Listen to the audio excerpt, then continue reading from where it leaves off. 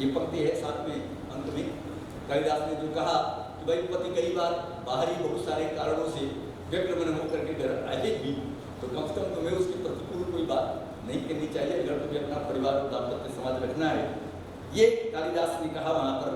और यही नहीं, और एक सुंदर कालिदास उदाहरण देते हैं रघुवंश को। माने रघुवंश में दिलीप के मुख से उन्होंने एक बात सुंदर कहलवाया है कि पति की इच्छा का अनुसरण करने वाली पत्नी सुदक्षिणा से ही पति स्वयं को स्त्री वाला मानता है।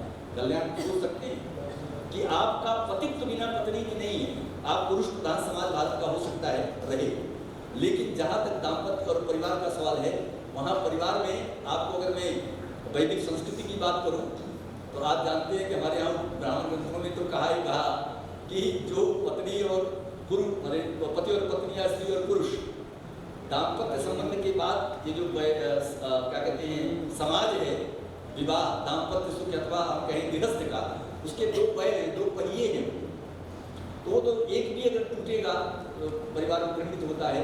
इसलिए उन्होंने ये बात कही थी, इसलिए उन्होंने कहा कि मैं तो स्त्री वाला बिना पत्नी के हो ही नहीं सकता। ऐसा रघुवंश स्वयं कहते हैं, कलत्रवंतम आत्मानम अवरेदे महत्यपि तया मेने मनस्विना लक्ष्मणा च बहुधाधिपम। ये कालिदास स्वयं रघुवंश में बात कहते हैं इसी बात के लिए। तो परिवार में पति के विपरीत आचरण करने वाली पत्नी चूंकि सहधर्मिणी कहलाती थी, ये भी सहधर्मिणी का जो हमारे यहाँ एक विषय आया है वो सहधर्मिणी कैसे है, ये भी बात संकेत जो है कालिदास ने की। और कैसे किया, क्योंकि पतिव्रता पत्नी और पत्नीव्रती पति दोनों सहधर्मी और सहधर्मिणी तभी कहे जा सकते हैं जब वो दोनों समान धर्म हों। और इसका उल्लेख भी कालिदास स्वयं रघुवंश में करते हैं। तस्यान्यास पवित्र पांसुदाना धुरी कीर्तनीया मार्गम मनुष्येश्वर धर्म पत्नी सुते विवार्थम स्मृति अनुगच्छत, जिसकी चर्चा भाई जो है विश्व देवेंद्र जी कह रहे थे कि जैसे श्रुतियाँ जो है वो स्मृतियाँ श्रुतियों का अनुसरण करती हैं, ठीक उसी तरीके से आप इसमें भी देख सकते हैं कैसे सुदक्षिणा ने स्वयं उनका अनुसरण किया। ये कालिदास का संगीत है। और यही नहीं, आप उठा करके जो है क्या नाम मेघदूत देखी, जो हमारा एक गीत काव्य भी है, लेकिन वहाँ पर भी कालिदास अपने इस संस्कृति से हटते नहीं है। वहाँ पर भी उन्होंने एक बात सुंदर कही,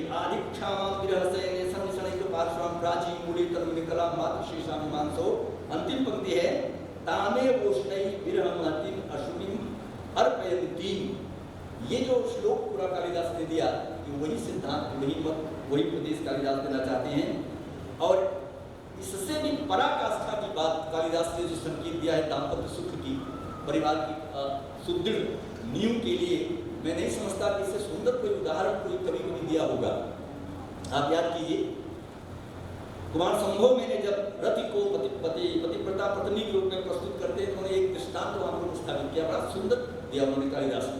क्या कहा, वो उस श्लोक के माध्यम से पूरे लोक, पूरे समाज को, पूरे परिवार को एक संदेश दे रहे हैं।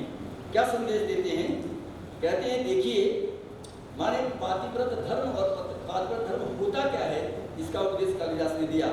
कहा कि अगर अचेतन कौन, चांदनी और बिजली दोनों सजीव नहीं है, निर्जीव है, उन्होंने भी अपने सहधर्मिणी का मतलब सहधर्मी का साथ नहीं छोड़ा, कभी भी नहीं छोड़ा। अरे तो ये तो अचेतन है, अगर अचेतन भी पातिव्रत धर्म का मतलब समझते हैं तो हम मनुष्य लोग परिवार को तो चेतन प्राणी हैं, तो हमें सबको तो समझना चाहिए ही चाहिए। ये सुंदर श्लोक कालिदास ने दिया दाम्पत्य को चेतन प्राणी तो समझे। क्या दिया, शशिना सहयाति कौमुदी सह मेघेन तडित प्रलीयते प्रमदाः पतिवर्तमगा इति प्रतिपन्नम ही विचेतनैरपि। ये कालिदास का संदेश है दाम्पत्य परिवार की सुदृढ़ नींव के लिए, जो मैं नहीं समझता कि शायद कहीं आपको देखने के लिए उदाहरण मिलता होगा। और कालिदास ने इस सारे संदर्भों के व्याज से, श्लोक से दाम्पत्य संबंध का वह आदर्श प्रस्तुत किया है, जिसका आदर्श मैंने अभी कहा था कि कालिदास भारत का जो कहना चाहिए कि समाज के लिए, लोग के लिए आदर्श या मूलभूत सिद्धांत हमें प्राप्त हुए भारतीय संस्कृति के, वो जो स्रोत है हमारे पास, वो है स्मृतियाँ और धर्मग्रंथ और हमारे पास वेद। स्वयं मनु ने इस बात का संकेत मनु ने कहा था, पतिम वा ना विचर, उन्होंने उपदेश दिया, पतिम ना विचरते मनो वाग्देह संयता सा भर्त लोकानाम अनुमोद सर्वी साथ विविचित व्याविचारात् भर्तृश्री लोके प्राप्नोति नित्यता। ये कालिदास को स्मरण था, इसलिए उन्होंने इस तरीके के सिद्धांत को प्रकाशित किया यहाँ पर। और दूसरी और सबसे बड़ी बात है कि परिवार की एक मर्यादा होती है, और उस परिवार की मर्यादा से भली बात हमारे सारे कवि जो हैं भारत के, जो मूल में रहते हैं, भारतीय संस्कृति और वैदिक संस्कृति को सब समझते हैं। और इस बात को कालिदास ने स्वयं रघुवंश में माता सीता से कहलवाया। आप कल्पना कर सकते हो प्रसंग क्या है, मैं आपको बताता हूँ। स्वयं लक्ष्मण उनको जो है क्या नाम छोड़ने जा रहे हैं वहाँ आश्रम में।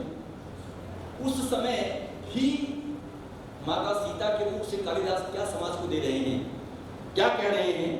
उन्होंने कहा कि प्रसव के उपरांत, उस समय लवकुश उनके गर्भ में थे, तो वो कह रही है माता सीता कि प्रसव के उपरांत सूर्य की ओर दृष्टि लगा करके तप करने की चेष्टा मैं करूंगी, जिससे दूसरे जन्म में मैं आपको ही राम के रूप में, पति के रूप में प्राप्त करूंगी। ये कालिदास का शब्द है जो माता सीता के मुख से स्वयं कह रहे हैं। साहम तपः सूर्य निमिष्ट दृष्टे ऊर्ध्वं प्रसूते चरितुं यतिस्ते भूयो यथा मे जनान्तरेऽपि त्वमेव भर्ता न च मे प्रयोग। ये परिवार का जो मूलभूत सिद्धांत दाम्पत्य था, जिसके बारे में कालिदास ये बात कहा करते थे। और दूसरी बात अगर मैं और कहना चाहूँ, पति और पत्नी के प्रेम के बारे में अगर आप कालिदास को देखना चाहें कि जो जिससे परिवार हमारा सुदृढ़ होता है, नींव चढ़ती है, उस पर भी दोनों के प्रेम के लिए उन्होंने बहुत सारे उदाहरण दिए। चकवा और चकेई का प्रेम आप सब जानते हैं, बताने की जरूरत नहीं है, कालिदास ने इसका भी संकेत किया। और राजा अज के माध्यम से उन्होंने एक सुंदर सा श्लोक कहा रघुवंश में। पति पत्नी जो इंदुमती है, इंदुमती को तो कह दिया कि घर की स्वामी भी है, मेरी सच्ची सलाहकार भी है, एकांत सखी भी है, संगीत ललित कला की मेरी शिष्या भी है। मैं कहता हूँ कि बहुत सारे रूपों में अभिव्यक्त किया है। तो जिस पति और पत्नी का परस्पर प्रेम इस तरीके से अगर संबंध होगा, आप कल्पना कर सकते हैं कि उस परिवार का किस तरीके से सुदृढ़ नहीं हो सकती है, जिसे हमें कालिदास ने संकेत किया। ये श्लोक एक प्रसंग में आगे पुनः आएगा, मैं इसलिए इस बात को छोड़ रहा हूँ। दूसरी बात, इसी संदर्भ में अगर देखा जाए तो पुत्र और पुत्री के संबंध में जब विवाह के प्रसंग की बात आती है, चाहे वो पति हो, मतलब स्वयं पुत्री हो, चाहे पुत्र हो या माता पिता हो, दोनों पक्षों के, उसके लिए भी कालिदास ने बहुत सारे संकेत हमें अपने ग्रंथों में उन्होंने दिया। और उनका वैवाहिक दृष्टिकोण कैसा था, कालिदास चाहते कैसा था कि दृष्टि होना क्या होना चाहिए। उन्होंने कट शब्दों में बात कही कि देखिए, बाह्य जो आकर्षण है, उस आकर्षण से सद्य दाम्पत्य संबंध में बदलने का निर्णय किसी को नहीं लेना चाहिए। एक तो उन दोनों को संकेत करते हैं, और ये भी कह रहे हैं कि माता पिता को भी चाहिए कि वो भी अपने पुत्र और पुत्री के सुखावह जीवन के लिए उन्हें भी समझाएं और उनकी भी बात समझ करके उचित सलाह और उचित निर्णय लें।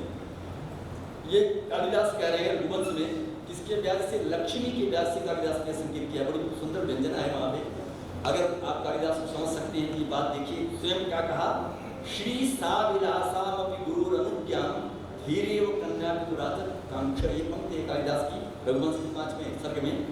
इस संकेत से उन्होंने ये बात स्वयं कहा। और पुनः मैंने अभी संकेत की इस बात का किया, तो मैं दोबारा कहता हूँ कि कालिदास ने कुमार संभव में पार्वती के माध्यम से इसी विचार को व्यक्त किया, अपने वैवाहिक दृष्टिकोण को, कि जो हमारे यहाँ परंपरा है वैदिक संस्कृति और भारतीय संस्कृति की, कन्या के विवाह के माता पिता स्वयं का अन्वेषण करते हैं और कुल धर्मशील इत्यादि सबको देख करके निर्णय लेते हैं। ये जो बात हमारी वैदिक संस्कृति से चलाई, तो स्वयं कालिदास ने भी कुमार संभव में इसका पुनः संकेत किया था। मैंने कहा कि स्वयं वो अतः अपनी सखी से कहती है कि जाकर के तुम भगवान शिव की बात कहो, कि जाकर के हमारे पिता से अनुरोध करें। अथ विश्वात्मने गौरी संधि देह मित्र सखी दाता में भूभृता नाथ प्रमाणी कीर्ता निधि। ये कालिदास की उक्ति है, जो स्वयं कुमार संभव में ये बात करना चाहते हैं। बंधुओं, ये जो दूसरा समाज में परिवार